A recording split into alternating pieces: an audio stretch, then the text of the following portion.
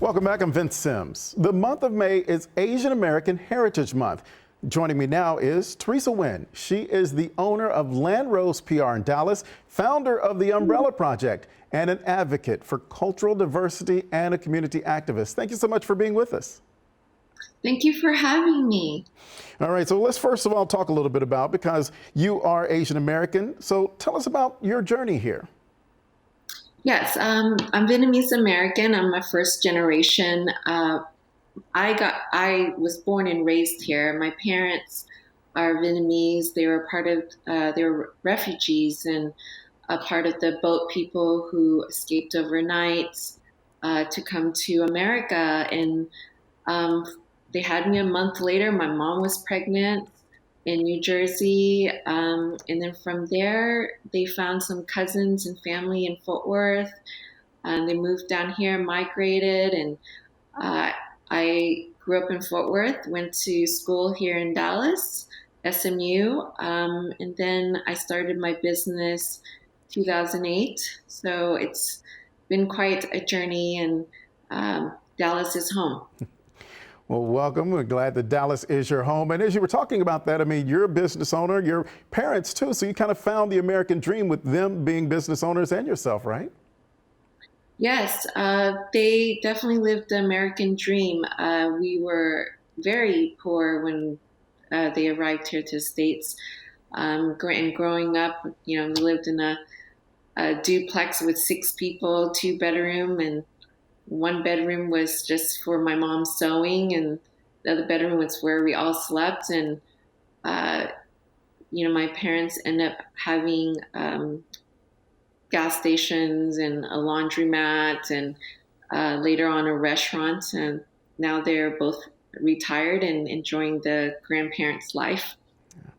And happy Mother's Day. Happy Mother's Day. Well, we're right now in a culture where we're seeing a rise in Asian hate, Asian violence towards Asian Americans. But is this really anything new? Is this something that you've experienced growing up?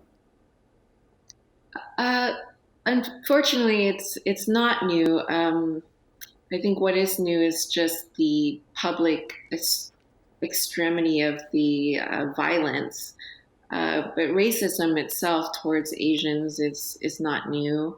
I uh, I remember as early as elementary school being called, um, a name, Hmm. and not knowing what that meant, and then uh, growing up, helping my parents at their businesses, I experienced and saw, people who would tell us to that we didn't belong, and we needed to go back to our country, and I haven't felt the need to be vocal about it or to share those experiences, um, until recently.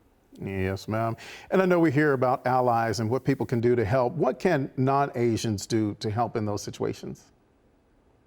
Yeah, I think with anything, it starts with try to listen, acknowledge what is happening, and that these are real experiences. And um, I said err on that instead of like, oh, maybe this, maybe that, or uh, maybe it was misconceived. Or I think first acknowledging, and then being an ally by learning, if not educating yourself, if uh, with the Mhm. many organizations that are out there, also being a part of that change, or in this case, if you hear about it and you know about something and you speak up, or be Yeah. there, just be there as an ally. All right, Teresa, thank you very much for sharing on that. And as we said, you are a business owner. You started Land Rose PR. Tell us what this is and what you do. Yeah, Land Rose PR. I recently changed the name with my 10th anniversary. I'm in my 14th year now. Uh, with PR, it's a boutique PR agency here in Dallas, and I represent some of the best, uh, in my Hmm. opinion, lifestyle brands. And most of my clients, I tend to gravitate towards Asian American owned businesses, because for many reasons. One, I feel like their stories could be told in a more well-rounded way, and also their cultural sensitivity. Some of my clients, specifically festivals, I've produced at least and coordinated 3 festivals in town. The Asian Festival, which was organized by the Greater Dallas Asian American Chamber of Commerce. Hmm. The Asian Film Festival Dallas, I managed their PR for 9 years. And then the Thai Culture and Food Festival for the first 2 years. But yeah, it's really exciting for me to not only tell their stories, but also I see it as a way of introducing and educating and learning myself Yes, ma'am. about this. And Teresa, let me ask you this because we're going to be winding down here in just about a minute, but talk to us also about the Umbrella Project that you founded. Give us a brief explanation of that. Yeah, so the Umbrella Project was started a year ago in June. And what it is we are a collective group of artists.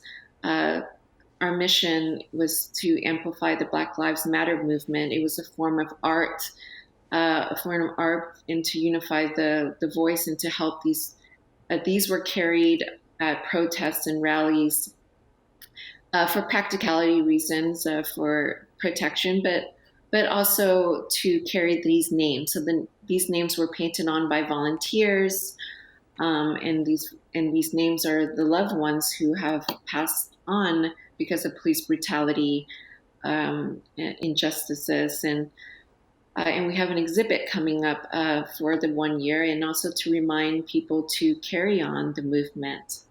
All righty, we've got that information there on the screen. So Teresa, thank you so much for joining us. We appreciate it. Thank you so much for letting me be a part of this.